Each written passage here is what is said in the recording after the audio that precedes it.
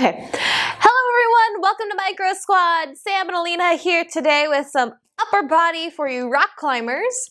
We're gonna need a couple props here as I slowly lower myself down. I'm old, leave me alone. So she's sitting on a block, mainly because her hamstrings are tight, so sitting with the shoulders and hips stacked is not very comfortable for you. Thanks. Just calling her out. But it is kind of nicer to get a little bit of elevation. We also have a long resistance band, and you can see there's the 10-pound Bala power ring. So if you don't have the power ring, 10 pounds works great, 8 pounds. Don't want to go too heavy. But we're gonna have a seat on that block. You wanna make sure your sits bones are on there. And then you can always do cross-legged. You can have your feet flat on the floor with your knees bent. So you're more in like a squattish position there, or legs fully extended to get that extra hamstring. And that's gonna force you to sit a bit more upright. So pick whichever foot position you want. Yeah. So you're gonna sit up nice and tall, pulling that belly button in, rolling the shoulder blades back and down. So just give me actually a couple shoulder rolls. Rolling them back and down. I like how your neck juts forward a little as you roll it. It's trying to make me think I have progress in my shoulders. Look, they're back, but my neck is forward. Actually, I was swimming and I have pretty decent mobility in my arms still. That's good. Yeah, so if you've watched our mobility video, so we're working on that upright posture, sitting up nice and tall, but not puffing the chest out. You want to drop that breastbone down.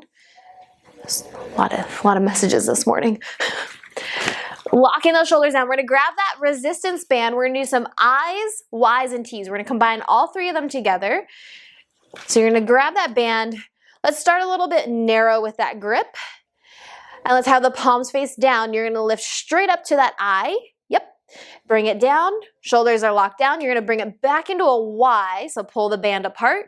And I'm going to move so you don't hit me in the face. You're going to bring it down and pull the band straight apart for that T. Nice and easy. So you're going to alternate between those three.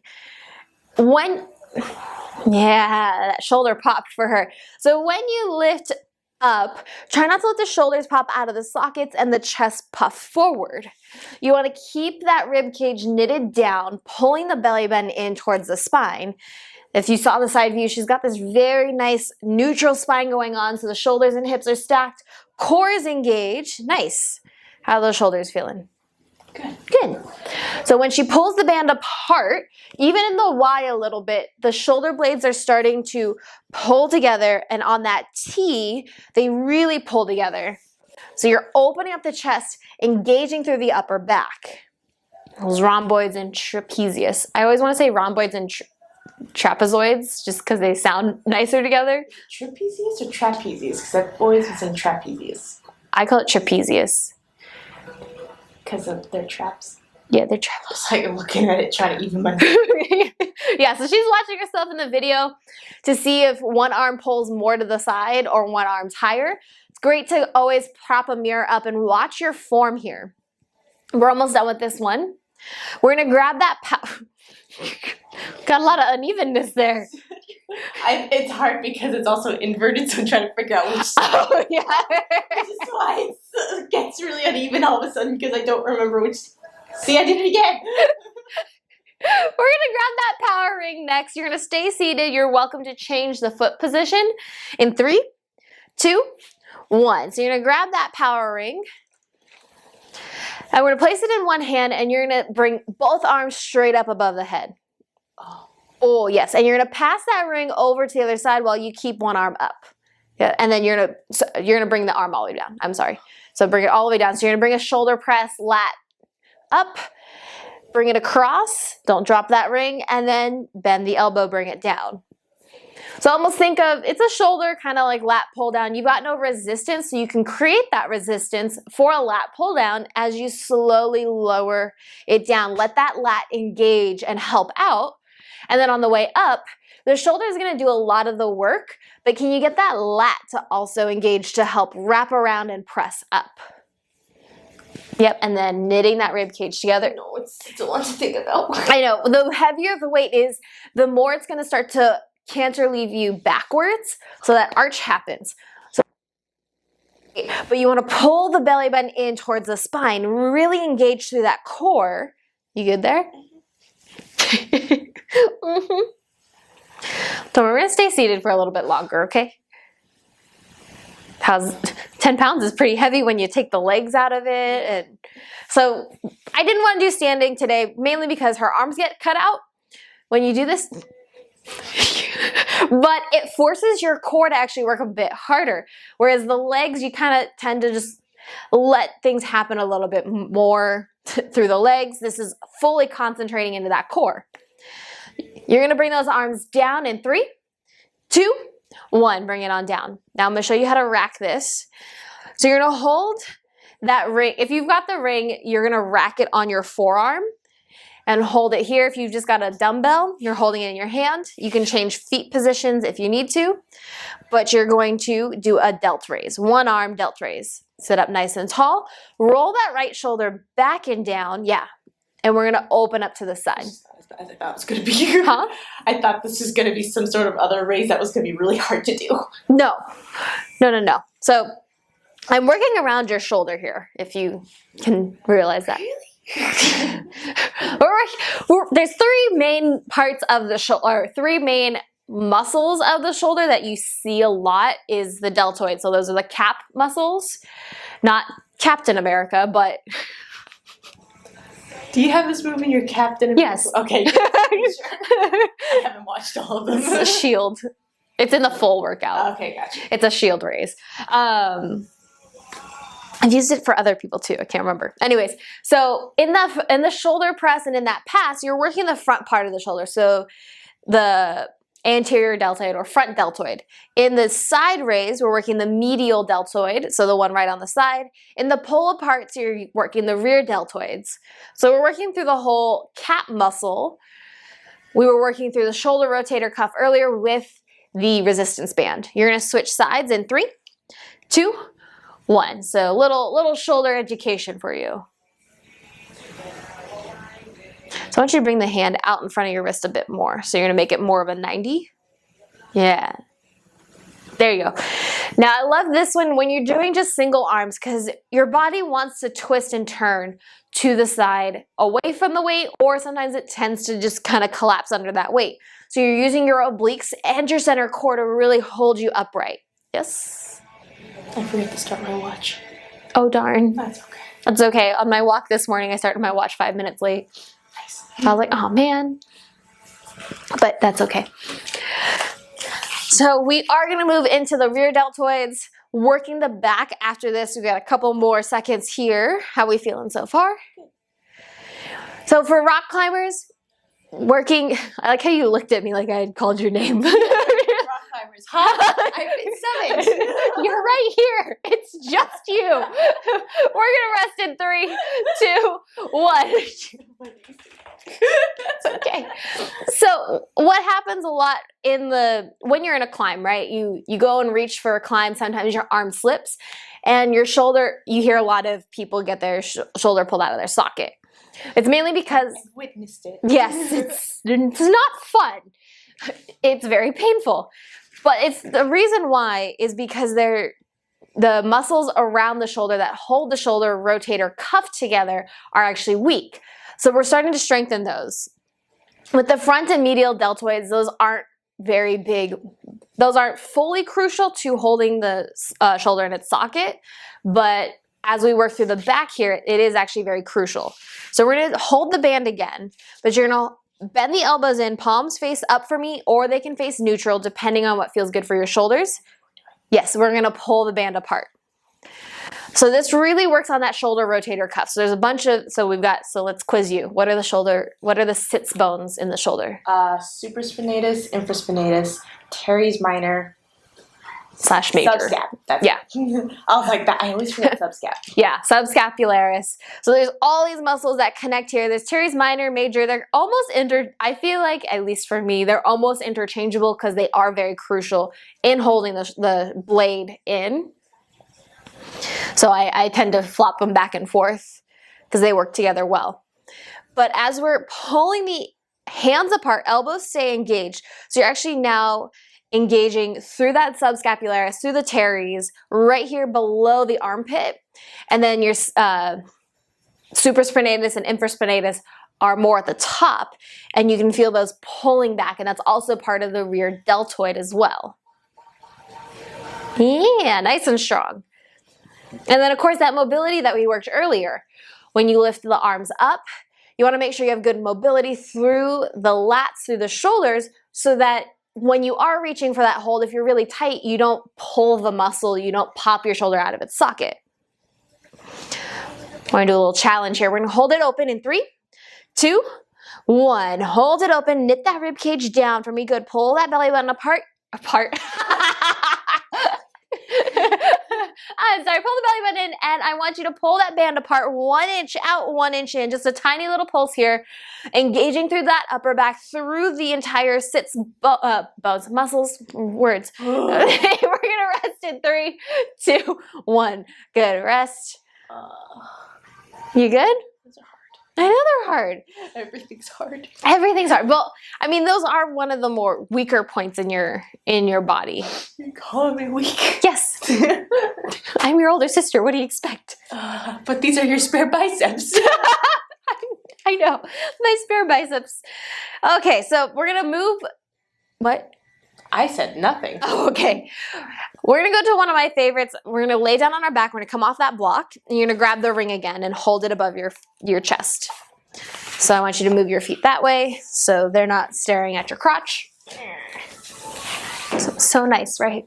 Yeah. Okay, so laying down on the back, you're going to hold the ring above the chest. Now you're going to knit that rib cage together, pull the belly button in. You got that nice stable base. Feet are planted. And you're going to wrap those triceps around, engaging the shoulders into those sockets. So the lats, they should feel engaged. It's almost like an upside down push-up position. Almost. It should feel like that push-up position in a way. Now you're just going to lower the arms overhead, keeping the arms straight. Pullovers. I love pullovers. And then bring it back. So her lat muscles really, really pop out here, which is great. We know they're engaged. And we want to keep that wrap of the triceps in the whole time. So you feel the triceps. Yes, I feel those. I feel them engaged. So we're working, it's like those lat pulls with a bar, with a cable. But we're now fighting against gravity versus weight. So you're... Which is why, I don't know, I just like this one a lot more than the cable. I like this because we don't have a cable machine, and this is better. Yeah, I was like, you can do it with a resistance band too, but I like this feeling because you do get that stretch aspect, whereas you don't quite get that with the pull. And there's a lot of things that can happen with wiggling. The triceps can kick in. Oh, I saw a little bicep twitch. But it works the stretch, right? Muscles work great that way, where you stretch them and then you contract them, pull them in, they get stronger that way. It's almost like you're training for those reaches while you're climbing, yeah? Yeah. I'm looking for validation here.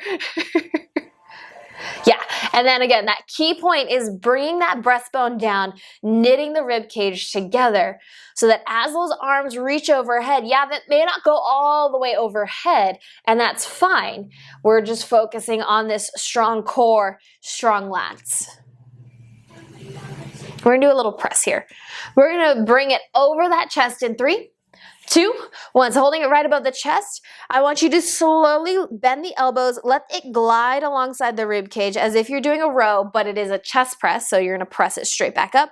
Go slow. Can you feel the lats wrap around and help press it out? She smells the no.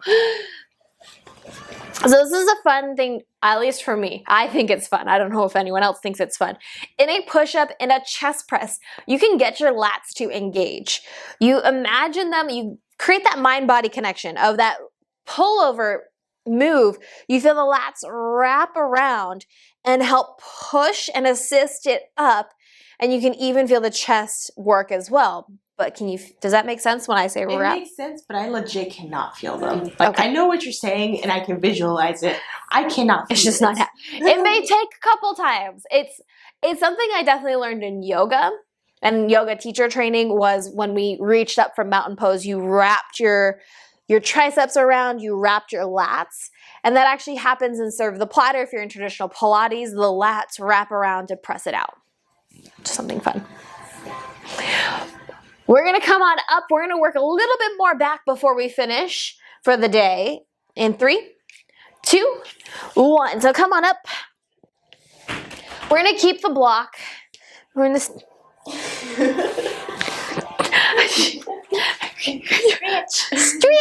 You're gonna place that block right in between those inner thighs. So your feet are gonna be about hip width distance apart. You're gonna keep that ring, and you're gonna softly bend the knees and hinge at the hips. You're gonna do a passing row. So you're gonna hinge at those hips a little bit more for me. Oh, hips. Yep. And then you're gonna bring it down in front, palms will face. You're gonna do one row, bring it back, down, you're gonna pass it over, and do the other side. Kind of like that shoulder press, lat pull down we did earlier, but now we're adding in a couple more pieces to it. The block in between the legs works the inner thighs into the lower core, getting that full body connection up into the upper core, right below the rib cage, and then you're creating this coordination. So your brain's doing a lot of work. So she's gonna get very quiet. As you pull that elbow back, think of that whole shoulder blade pulling back into that socket as the elbow bends to pull that full arm back. Get that whole upper back to engage. Can you feel that lat kind of squeeze back? The teres minor and major now helping to pull it back. The serratus is what actually helps wrap the lats, by the way. It's another muscle that's considered back and also a shoulder muscle. Breathing muscle too. I know it's engaged when you're doing seesaws. Seesaws. It is engaged a lot. So if you think about it in that saw motion, your lats have to be wrapped.